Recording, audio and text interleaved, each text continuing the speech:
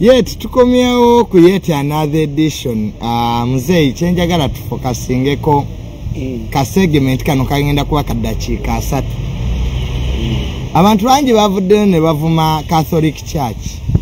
Nti lwaki teyasabidde Honorable Kato Lubwama bande baga nti naawe kwa abakimanyi naawe oyina amasabo nti naawe abakatoliki tebakusabire. Ekintu kiri bwe kiti. Abantu bawana bakulya mu situation of flexibility. President Museveni bwe yagenda mu nsiko yafuna abagoberezi bangi. Constitution inejja to be a minister, to be a member of parliament, you have to have academic papers. Abantu ba Museveni abalungi tebayitamu. Abagezi ba mayombo ba Katoko baddeyo basoma twakugula education. So if a school mumwa nabagamba nti ekizibu mwe kyemuyina mu Uganda nti omusawo Muganda bwakugala leta embuzi nti sigina nti leta eddiba flexibility chusa yes any religion must have a dogma tukita dogma ebigambo bibiri abantu bye batategeera propaganda muba kirowooza nti kya Luganda. Propaganda is a packaging of information to suit a certain target. When I'm going to address Makerere University students, Neyambisa Smith is Zanjawu. I quote Socrates, I quote Honey. But when I'm going to my village, I quote Ebintu Abechalu Vivamai. Boboya Kalokusakura Vinyeva, or Sakuria Muchino, or Kubifumba Musakuria, a Chunichi Fumba.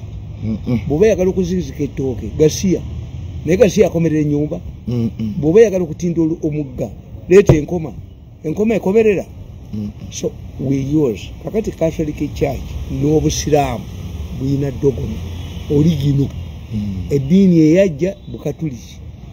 These are reformist movements, these are revival churches, but the original Jesus must be maintained. Abahamadia Bagamba Nabia Jamia Kachukumi Dahamada Yariwo. I don't want to go to religion. These people, the Catholic Church has rules. A church cannot expand, cannot make a concessions to enable you how popular you are to fit in. It is easy to be a religion. Church techusa mateka gayo kwa ulisere. Abakatoliki bakugamba akasubi akamube kava kunju tetonya. I'm telling you, we've had many strong Catholics. Waliwo omusajja bamuyita Kyagambiddwa yeyimba ennyimba z'Abakatoliki zonna. Kyagambiddwa yeyimba e Roma mu St. Peters nga batongoza abajulizi.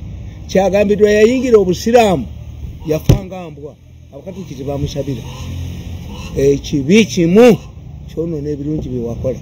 They have their benchmarks. Twaire waffe ogende waffe era akaayi faka tuli mu kyotera ndi mukwano gwa Kamuswaga nesiri mukooki amwe munnabuddu kakati twalina omusajja nga bamuyita Beero yali mukatuliki nnyo nayingira Obusiraamu naye yasa ebifaananyi bya Bikira Maria. Beero was buried as a dog after the collapse of Idi Amin. When you are dealing with an institution, Ekelezia, ekolanga Museveni n'Obusiraamu. Obusiraamu tebuviibwamu. Toyinza gamba Abasiraamu nga bakwatidde mu bwenzi nti nakyuse muleme kunkuba mayinja bakola omulutadi naye bamutta. N'omulutadi oga nti wavudde mu Busiraamu era bakuba amayinja. Si defense. Abasajja banankwatira mu bwenzi. Kyova olaba ti Abasiraamu nga bali mu mwezi gwa Ramadhan buli balazikala. Bamalaya baba tebatunda bagenda babanjula abakazi. Why? Bakitegeera ti omwezi gwa Ramadhan gwe kukola ki? Ekisiiba ky'Abakatoliki kyakuzannya nasiibye mwenge nze sisiiba ebyo enyama teriibwa. Waliwo graduation ya Makerere yatuuka Kadinali nsubuga daga muli ennyama kakati nze bisibirimu muzee abantu yadde babuuza ekirala special Rwanda kati yali vice president abakatuliki n'abeera nabo never be a model nkubulya mutabani wange mwenamba buli never be a model of anything. When Kazibwe became a vice president yalagamba nti mukatuliki nnyo n'asala ne keeki ne kadidinali wamala ensambya omanye omuntu kwosala naye keeki atali musista. Kazibwe was marketing herself as a married woman and a Catholic woman. When the president announced that Kazibwe had been appointed the vice president, Kazibwe told the president, requested the president, allow me to take the oath with my husband. Kazibwe portrayed herself as a Catholic married woman, mwana wa Maria. Kasi yatandika okwogera oludi kyabali musse. Kazibwe yalina kufa. Ne Catholic Church yamuma divorce. Catholic Church egaba divorce. Catholic Church egaba divorce. Yes. Catholic Church egaba divorce. What if you married your sister?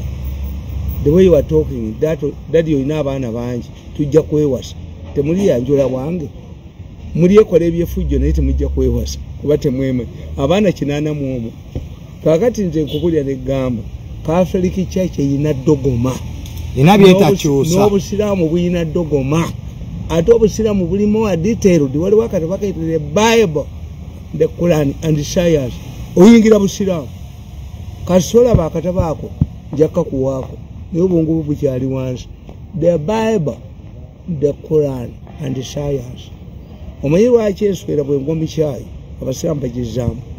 Enswera science yekizuula wingi emu eba ya butwa ate wingi endala yenutwaizinga obutwa ate bali musika. Kakati muzeeyi abantu badde bagamba nti gwe abakatoliki banaakusabira kuba gwe naawe ng'olina ne Kato Lubwama nina ekimu eky'ekkumi byonna ebikola eby'abakatoliki. Bakazi bange bonna basomi abaana bange bayimba mu kwaya nze mpa ekimu eky'ekkumi.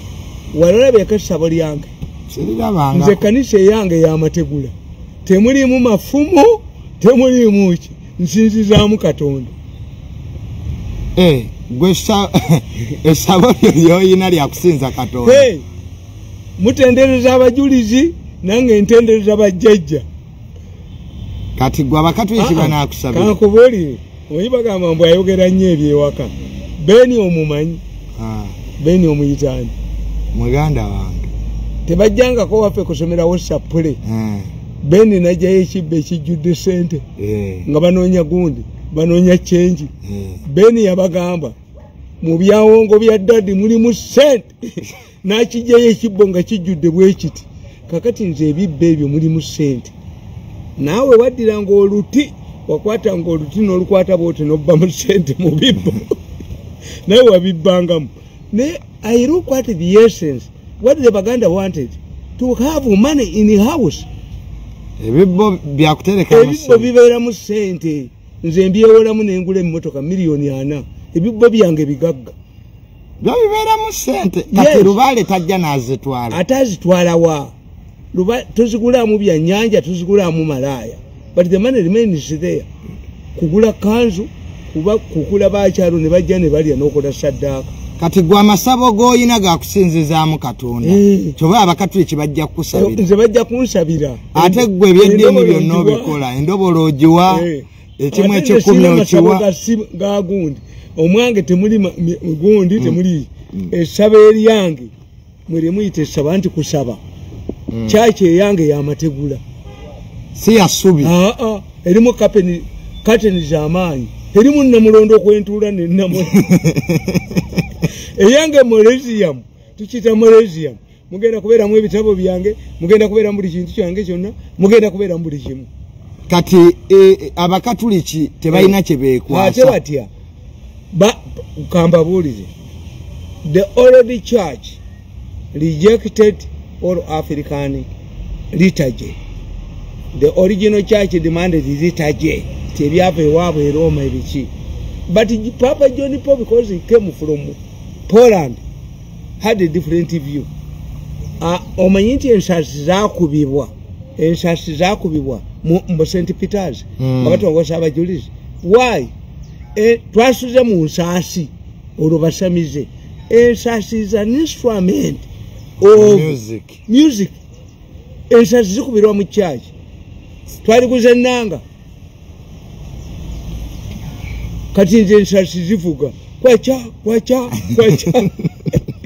bagenda ne bagamba nze nina abalongo bakoze kati bayingidde siniya ya mukaaga naye baŋŋamba mbw abalongo bayonkera mu maka gaani abalongo bayonkera wa kitaabu oyo maama oyo takagamba buleete mbukanyuke buli kamukukamu nenga kali kyakaji reviewing manjeri ayina abalongo yabawemula pasa manjeri ekati abasami tebagamba tolaba manjeri bwe yagana okwalula abalongo bawe teyagenda abalongo babawemula tuyina culture but the issue is, do you believe in God? I believe in God. Most of the TVs and radio stations that have given me platform, they don't go to balokole. So gokiriza mu Katonda. Era nebyabakatuliki byonna obikola. Amasabo goyina gakusinziza mu Katonda. Ante muli mafumu nze nyambala embugo kubanga olubugo, that was the nature of that time. Kaka today, let me tell you, look what the pastors have changed the religion. Besimi abavu kubanga obwakabaka bwa Katonda bwe bwabo sabavu mu sente abavu mu neema abasajja balokole bavuga nini neko izo tyo gamba Museveni yekaya akikola ti oli mukwano gwa Museveni naye nga abaana bo batudde Museveni yekinkola yekka netuize kubanga osinza Katonda nga tuvuga nini abalokole bakikoze bavuga nini. Yes, for twakulyanga obukristaayo tewali abwagala lwaki nga bwolaba ina kola enjeru ne saati ya black esiwuuse oyo mulokole kubanga bazaala bayina abaana bafaza 10 babeera mu kigo kimu easier to manage them that bayina abaana. Paulo mutukirivu yagamba temwali wasiza bannaddiini okujjako abagumu nganza era tewali kigana faza kuwasa no faza ekyo kitone yakiwa Katonda we naye tewali kigana faza kuwasa is not there. Yes, obutawasa ba faza baje era kati nali nsuga yabateeka kempe kati mufumbiddwe Ekelezia bafaza baba fumbiddwe Ekelezia. Yes. Ate faza simu naddi zempeta ze bambala abantu kibatamanyi faza simu naddi tusabire bafa abasaserdoti abakwabulirwa mwe mwavu obwawule ne zimanyi serote nasanga mu omukazi I stood there in the line. A security man came and called me and took me to the office. I told the woman I found there, and I'm an expert on public relations. Mudire numbers of fe, ezali ku Sero Hotel. Zitwatandika namwe, Mutuwama suti akali kisechitiyo. Nga betujja ku mikolo tugambala, betujja ku TV tugambala, abasoka nze tomboli ya paka last. Sinza bikola. Ati ne suti ya sente meka. Waleje biko. Ne suti mupanda mwe. Sejira ngako.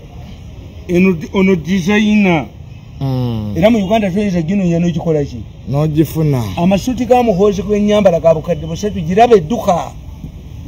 Gana amasoti ga jene muke ga bukadde busatu goya. Ne ato yizo okusanga nga waliyo designer yataddemu.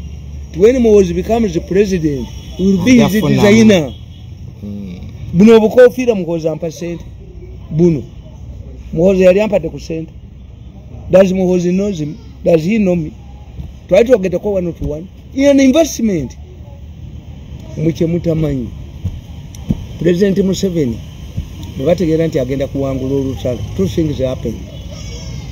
Gondi Gaddafi yamuwa sente, yamuwa emmundu. Museveni akasijja kulwana n'abakayira na Moses Ali. Era kayira ezire bazimutwala. Emmundu za Museveni bazisa mu nnyonyi ne bazisuula mu luweero. Na bano aba ADF baali bagenda basuulira emmundu e Kasese nga airport bagiwamba. nga bagala bawambe bawamba mpondo bali baze kuwamba ki airport babayireke mu bagade kugamba the president Museveni waliwo musajja muti mummanyi temusomye ko bamwita Tiny Roland. When Museveni arrived in Nairobi, he borrowed a plane. He got a Tiny Roland, Yali Rhodesia. Museveni was reading a newspaper, a Tiny Roland, the Standard, against the Nairobi Obutasabira. People invest. Okutusa Tiny Roland, ye pankira ku Museveni mbwa yagala mwanyi nampana muteka wati. Ngambula kamiri. Did Gaddafi black kamiri Museveni? So people invest. Nagambi wa Serotel, wa Airtel. The police, watu musajja nganzi. Mumpane executive suit erabu wako ya milioni nga 3. Njiteka ku ka Serotel wa. Nga bwingenda ku TV obo okugera njamba. Nenga tichiya jenjero. Tine kubanga 10 limited. Motoka zibeera ko limited. Zina benzi yange. Wava muno airlifted it fulomos. Ebungereza ng'omukagga gitaddewo. Nalingenda nagula singa bana bana tibanerega. Wava muno yali angenda okungoza emmotoka ya gavana. Bali bagizizaayo nga bagikaddiyiza. Nalingenda gigula. Nanyini si okubeera omukobo dambwe bwonna nasala bwanjavu wasa. Nalingenda gigula. Eyo benzi yange eriko yo 80 ne najija London. Wava muno airlifted it from London.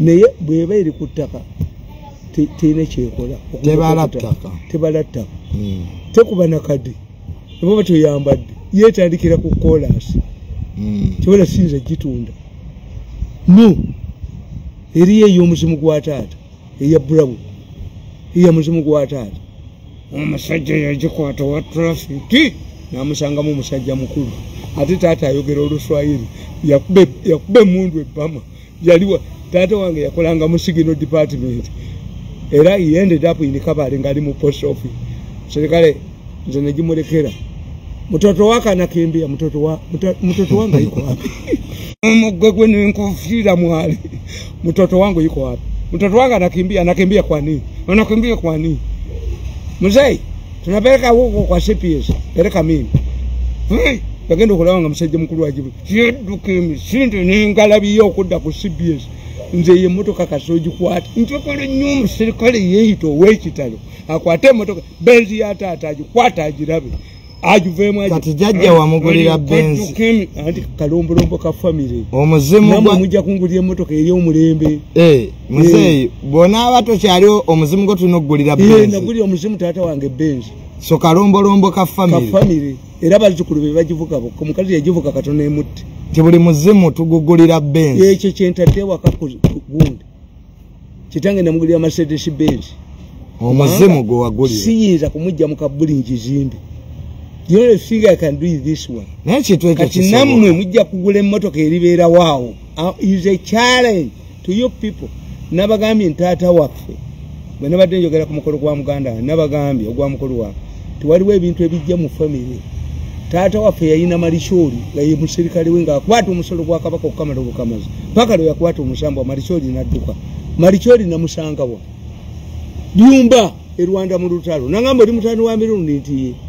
kakati kitange yayina abaserikale abamukuma nze sibayina obayina kakati mu challenge ya namwe mulibera nabo namwe mulibera ku status yaffe my grandfather Sembuya era yayina abaserikale ekyo ekyalo kalagala era ekituma kalagala sobola twinde takadene yika lusambu mukanga my grandfather bwosoma akatabo kankugamba yali musajja musiraamu naye bwategeera nga bamuzaala kalagala okulira n'olusozi Bbowa era nagendayo naye yategeera nti abasiraamu babalampize mu muntu ogwo n'okumbogo omulangira omusiraamu n'ohombogo n'abaddu be afunye square miles 24 jajjange nategeera tagenda kufuna abasiraamu babagasebo nayingirwa bukatuliki for a purpose nakwata nafuna mayiro bera agiteti nafu mayiro tuzini when I defend era gwe kyovola oli mukulwanira ttaka w'amayanja nange nwanira abasenzi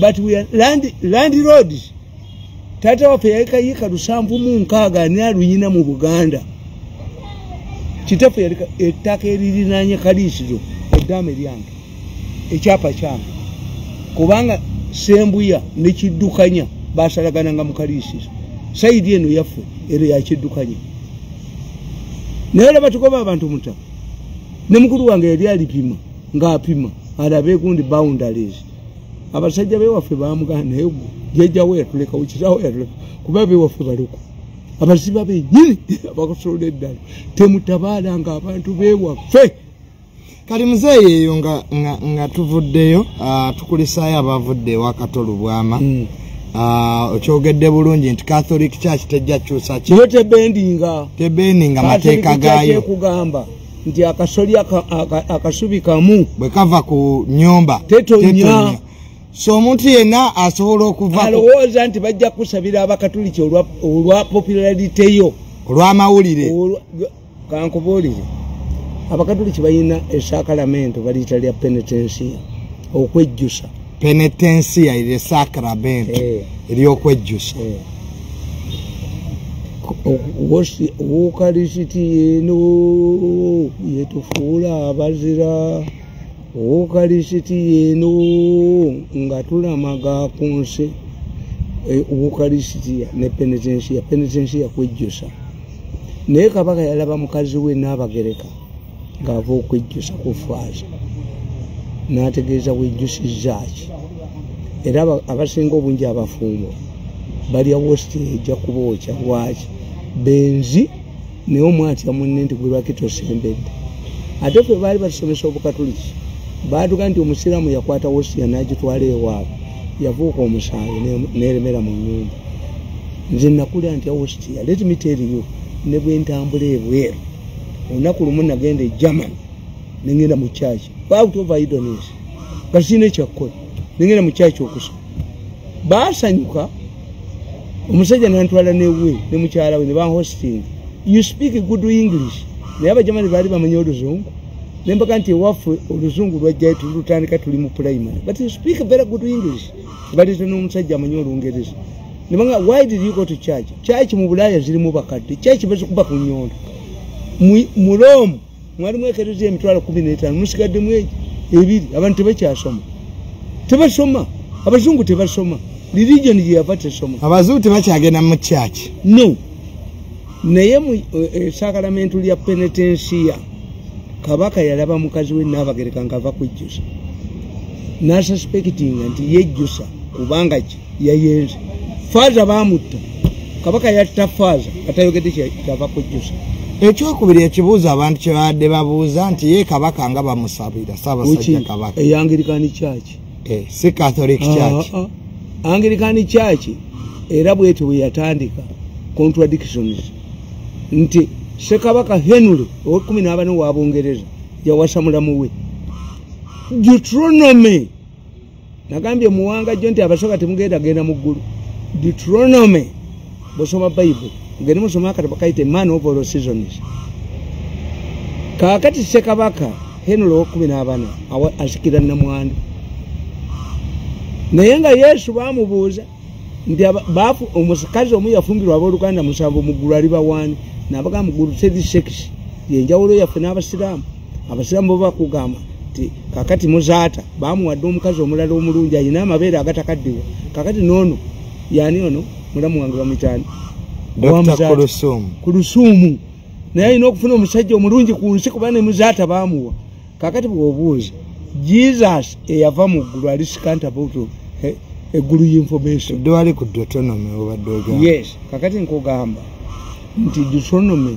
ekugatulabanga obwerere bwamu kakati Henry yazaala abaana bawala nga at that time tulinga baganda nga Abangereza balinga baganda ti omwana omuwala tasika n'ate Queen Elizabeth Queen Mary kakati you must understand that time ne bamubuuza abasomi ba Bayibuli n'abayita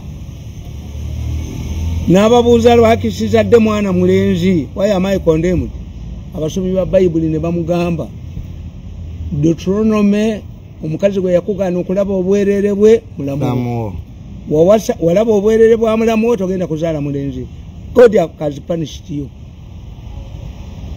kyava ayita bakaridinaali Abangereza n'ababuuza kwegamba obwakabaka bwaffe bufe olw'eddiini ate nga yaleeta obuzibu yali kabaka wa Spain yali muvubuka muto nga bawasanga nti Bungereza tijja kulumba Spain kubanga bayina ki kingdom zewasanga kakati this young man in Spain yagamba Henry goba sister wange oba nagamba papa kiriza oba gattulule nkujjeko amajogwe. So the Pope was vulnerable.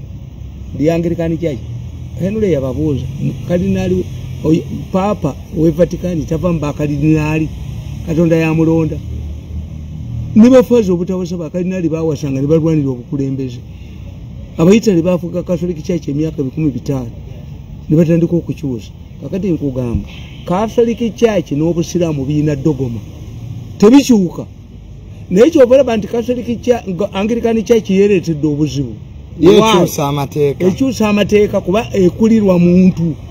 The head of the Anglican Church, the Church of England, muntu nti se gundi ono azalibwa ne bakayanja yali agenda kufuuka Canterbury. Yes, muganda wa Pastor Kayanja ne bamubala bakuba Kayanja emiggo. Kayanja ayina omwenge, Kayanja ayina ki, Kayanja is moving, Kayanja yakukubira esimu ekire Ssabo mukaka Pastor Kayanja yakola ne muganda ye Kayanja otegeera Kayanja otegeera nagamba Kayanja do you believe nti muganda wasobola okubeera Archbishop we Canterbury bali abasajja bwe baba bagenda okuwa ekifo bakebera ne family yo you were sacrificed, you are being attacked because of your brother tibagenda muwa bwe Canterbury fuka bishop we Canterbury naduka nagende wa president captain mukuru Mirundi avumye Pastor Kayanja obulu bwonna abuse Amelia chambadde nankubira essimu Mirundi where are you? I'm on my farm in Miracle but you are abusing pastors. Shut up. Told them kunkubira essimu Gasia boto agamba I lost my temper. I'm on my farm and you are saying I'm attacking a good pastor bagambye oli ku radio ya Serwadda Museveni yabuuza mukula ali ku radio ekyo kwavumira abalokole ali ku CBS Museveni amugamba Mirundi tagenda ku CBS mukula nakaluleni tweyo mukula kamiliyoni naddamu n'abaga nti ali ku radio ya Serwadda nga Serwadda yali ku Museveni atambula ne ka radio kwebwe kati President Museveni atambula ne radio President Museveni atambula ne radio ke katambula nako abera aziwuliriza nali kamanyi bagenda okebera nga Serwadda yaliko nga tuliyeko ya Serwadda nga mukula bamaze omugamba Mirundi tagenda kuki ku CBS Amelia kyabaabuuza mukula can you tell me the telephone number of Kayanja ngajimanyi namba ya Pastor Kayanja ngajimanyi Pastor Kayanja wa maanyi bwati anti olululi ng'akyali wa maanyi banoonya muka Kayanja Jessica Kayanja Jessica Kayanja ne bamukubira can you tell us where can you link us to Pastor Kayanja omukazi yagamba nze okuba lwe yafuna ebizibu ebyebusiyazi twayawukana dda mukyala Jessica Kayanja Amelia kyambadde anoonyani bwatyo bwe yagamba mama Amelia atudde ne Museveni akubanze naye gwakuba tamusobola naye nga Amelia njagala nnyo anoonya to find out oba ndi ku radio nvuma abantu muka Kayanja yagamba Amelia and the president yawulira ever since he was involved in his problem no leo kama mleta aba new vision Kayanja to cancel yete yafuna kubizibu tebifuna kebizibu ebi nega captain Mike mukula mukwano gwa fatenze just chimanyi Mike mukula chimanyi ndina musanga nengenda ni mu office ku Diamond Trust nange naliko badiru ya tusenyi wagane Mirundi omanyenti mukamukula bamuzala wafe kalisizo ewasala ndagire mukula kamiliyoni captain Mike kakubolire jajjawo azala mamawo omusajja akagaali ke nga polisi emukubye akagaali ke yatambulirangamu mukula yakamuwa captain Mike era nogende wa genocide twagenda mukula kamiliyoni mukula tomusobola naye olunaku lumu mukula yajja mu Kampala nga abaana bamulondoola n'atuuka mu Diamond bali bamulinda ati agenda kugira bamuvumbagire mukula yadduka yaddayo nze mukula nakamukwata emirundi mingi mu meetings nyingi. I know him. Naye Captain tukutumiddeko nnyo Ssabo Captain Mike mukula mukwano gwaffe nnyo bambi. Nze mumanyi mukula ka miliyoni. Nacho yagamba nti Museveni yamusiba kuba ati omuvuganya. Naye nga mukula amuzannye mukula yamuzannye yali gundi mukwezi. Bajja ne bamugamba nti facility atumiza sente. Office ya facility. Kozi Kaboyo yabikola. Abikola nani ne banne. Kaboyo ate yani. Kaboyo yali akola mu office ya facility ngaye na charity. Iweso. Kati mukula bamugamba. Owai facility tumutia. Iruma jibasha chulezi. Museveni tayagala kwogera ku bakoddomi be. No. Museveni bakoddomi be tebajja mutira family ye. Museveni yakubira Kalugire simu ngampulira. Kalugire nambulira ebifu. Ne bagamba omona look for harm. Omona ne bamugana. Tewali kyesuulira mu ggwanga muno. Teri kintu kyesuulira mu ggwanga muno. Kakati olwo Captain Mike mukula. Kakati mukula nga baga facility bamutya. Bamuga nti facility yakala miliyoni 10,300. Kozi bazanye ne Kaboyo. Kaboyo yasusuleko na kyeyo Kaboyo bali musibi. One day will be arrested. Kakati nga bagamba nga Kaboyo akube simu. Wakala miliyoni 300. Bakubira mu bwezi ngaga bagamba. Mukula onale tie. Me I don't deal with these people. I fear them. Naye nga amulimba. Kubanga mukamu kwezi yaliko senga w'omugole ku baana ba Museveni. Kakati ye mukwezi amuzannye. Mukwezi mbega mukezi nnyo.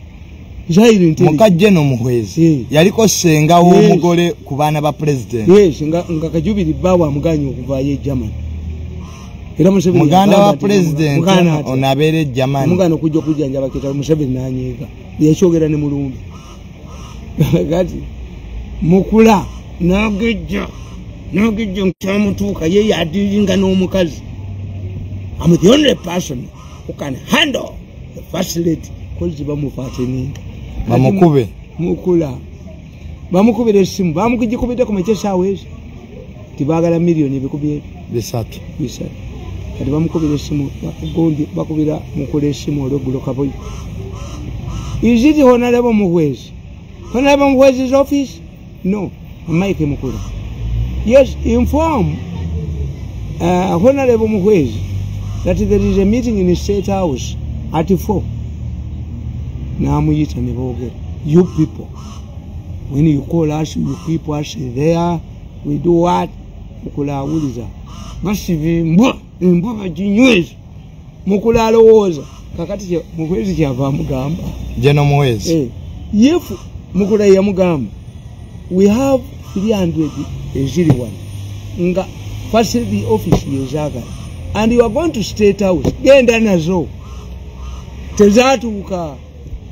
Linda ko muzeyi Jeno Muhwezi yagamba Captain Mukula. Mukula yagamba Jeno Muhwezi. Kumacha Mukula kibeera ka miliyoni ebi bisatu. Aziteresa azijeyo mu banka.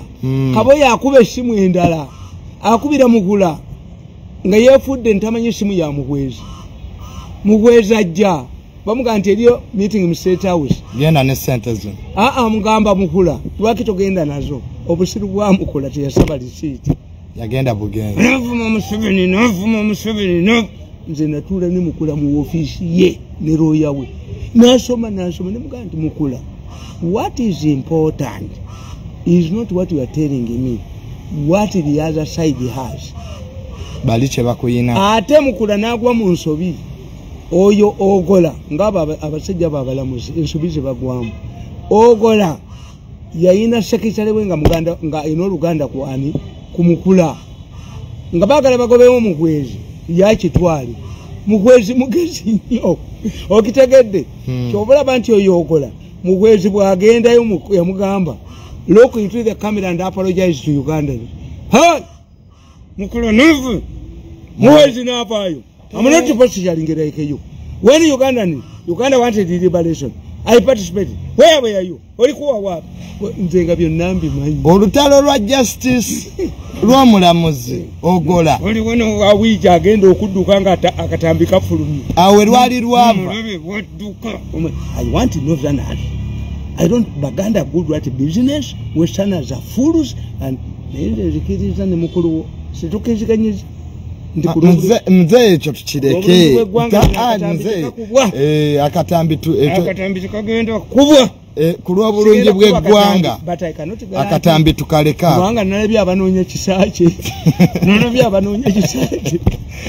abanoonya kisaake naye ffe nga famire kulwa bulungi bwa Uganda akatambi twakalese tetugenda kakuba kati lwaki nziri kwansinge newa muzeeyi ensonga ebyo byawedde tubireke tetubyogera nako omusango gwa haamu byawedde tubivuddeko nga famire ye looya tubimukwasizza muzeeyi ebyo tubireke tudde ku birala kati olwo kapiteni Mike Mukula nga bamukwata Mike Mukula okumanya abasajja bano bagezi temubasobola andi muhwezi hadi wanulooyi lwabwe yaliyo jeno muhwezi ne kapiteni kakati ye Mukula ng'agamba nti Museveni ampalana kubanga ngenda mwesimbako bakwangana mu bifuba ne muhwezi ye n'asigalayo baba naye Museveni yagala okuba Mukula ye yamuyamba. How did Museveni help Mukula?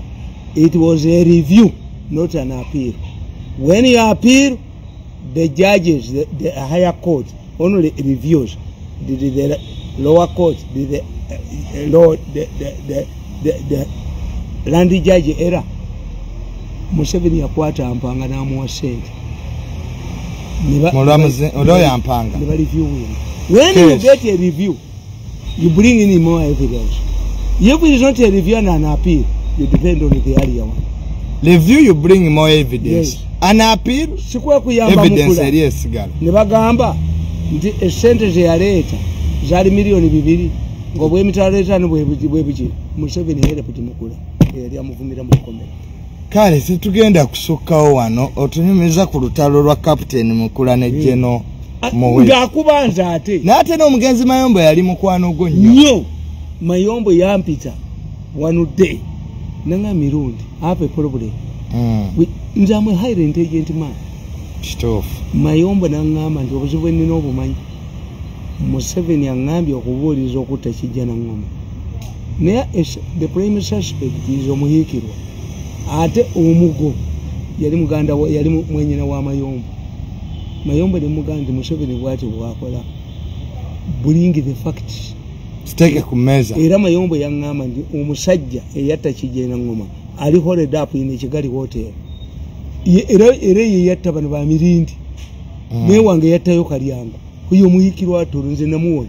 Ne bagamba nti Brigadier Nobo Mayombo ne General Sajusa tebayina nkwatagana nno. Bonna batya Mayombo lwaki. Mayombo yasoka nga mugezi nyiba nganze. Mayombo yali mugezi nnyo. Mayombo nga bonna bamutya. Yawangule gundi prizes, Nobel prizes. Yes, New Vision ingeteka webira award. Sibine biri fake. Mayombo president yamufula ADC. Alimo okunywa omwenge. Yali anywedde omwenge nga anywa ina sente nyingi nnyo mwana muto. Kakati Mayombo ekimuleetera obuzibu. Museveni mufula permanent secretary wa defense. Obuzibu bwonna bwa. Bagamba nti ebitundu by'ebimu byasigala ku nsi report eriwa.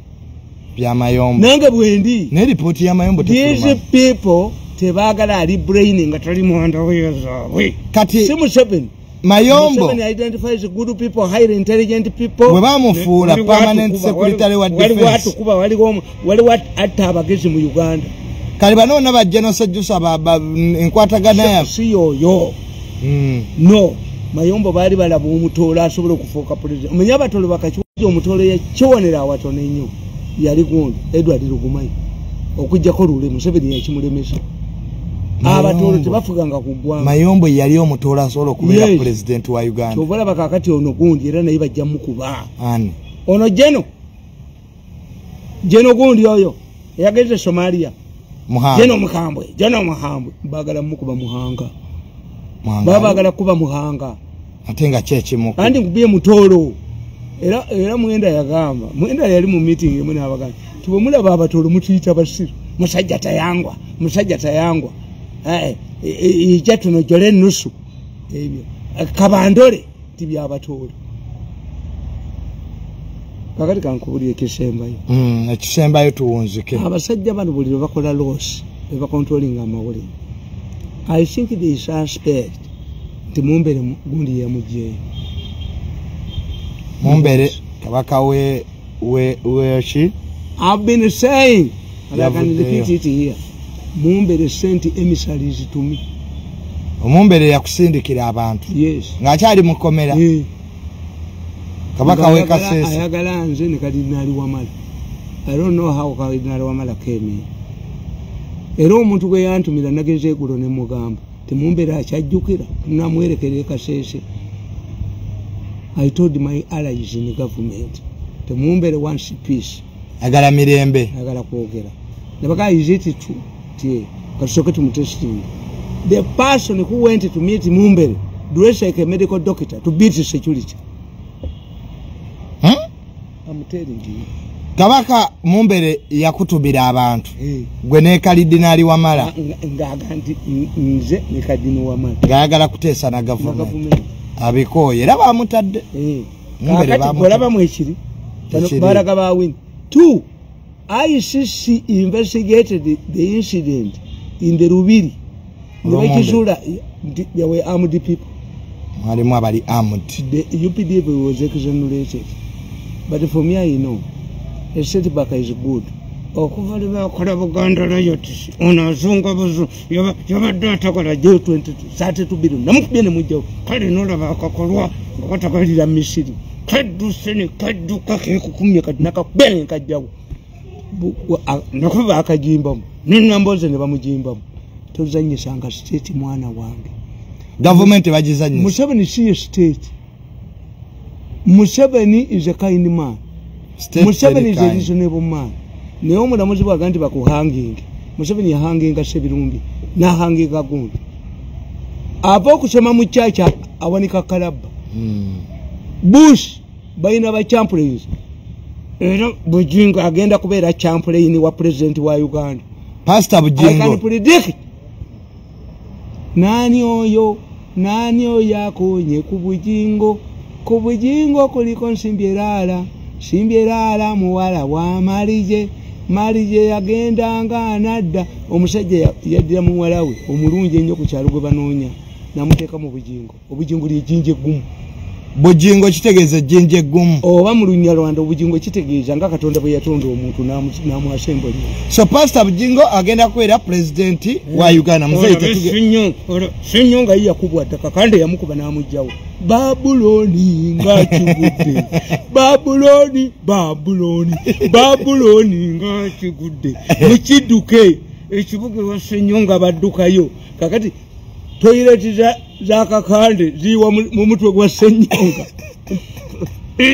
alla bakubye Pastor God tuli bamuleta mu yagenda counseling abafumbo ayagala kwa corresponding ne mwana wa Museveni lo yafumbira Corona ati new vision yerese balala bride and gloom kati balete pastor mulala Pastor God ye yafa okwepankira ku Bujingo so buli yepankira ku Pastor Bujingo akobeddwe nani yakonye ku Bujingo kuliko Nsimbyerala muwala wa Malije muganda Malije yagendanga anadda aligenda okuddanga luwedde okwaba buli yayagalanga okubbayo omuwala ngeri ejinja Bujingo limulemesa nani oyo yakonye ku Bujingo wamaanyi kuna manya okufuga batutuma emirundi ejja kuba bani kumanone bejogo ne nafuna emindi gye bayita kemisango kuli kusero veremis naye bana bakuba emyaka 10 abana bakuba emyaka 10 emindi bagiyita batya kemisango ya mutwe 10 baba bagifuuwa babeera ne bakuba ku nyuma ne boogera erinnya buli wamuwola genda jibbirako abantu bagiyita kemisango buli kiseera obeera misango bagiteeka mu njaga nabbi nga bagifuuwa bali bwerere nga kusamu endo gwekiro nali kakuba kunyuma nayogera erinnya lyo ye kemisango ova mu misango kati abasawo bagenda jibbira kaba nteriagirina babalimba tatugenda kusoka wano mweraba